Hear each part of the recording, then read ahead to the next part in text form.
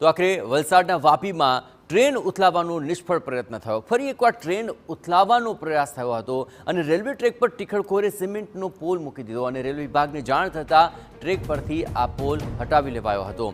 સમગ્ર ઘટનાને લઈને રેલવે ડીઆરએમ તપાસ કરવા માટે વાપી આવશે। આ સમગ્ર મામલે વધુ વિગતે વાત કરવા જોડાઈ રહ્યા છે ટીવી9 સંવાદદાતા અક્ષય કદમ। અક્ષય, આ દ્રશ્યો સામે આવી રહ્યા છે જે ઘણા જ ચિંતાજનક છે। રેલવે ટ્રેક પર આ ટીખળખોરોએ જે ટીખળ કરી તેને લઈને શું તપાસ ચાલી રહી છે? જી જયેશ, આપને જણાવ્યું કે સમગ્ર ઘટના છે તે વાપી વલસાડ જિલ્લાના વાપી ખાતેની છે। વાપી નજીક મોડી રાત્રે દુર્ઘટના જે હતી તે સર્જાતા રહી ગઈ છે।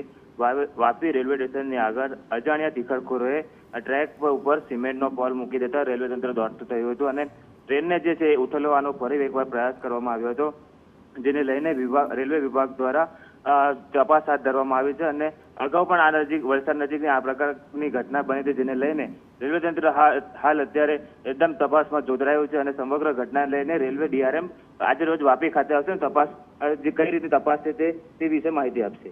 જી આભાર અક્ષય। તો આ સમગ્ર મામલે પોલ મૂકી ટ્રેનને ઉથલાવવાનો આ પ્રયત્ન થયો અને તેને લઈને હવે રેલવે ડીઆરએમ તપાસ કરવા માટે વાપી પહોંચશે અને જવાબદારો સામે કાર્યવાહી પણ કરશે। फोटो खींचा ना सुनील।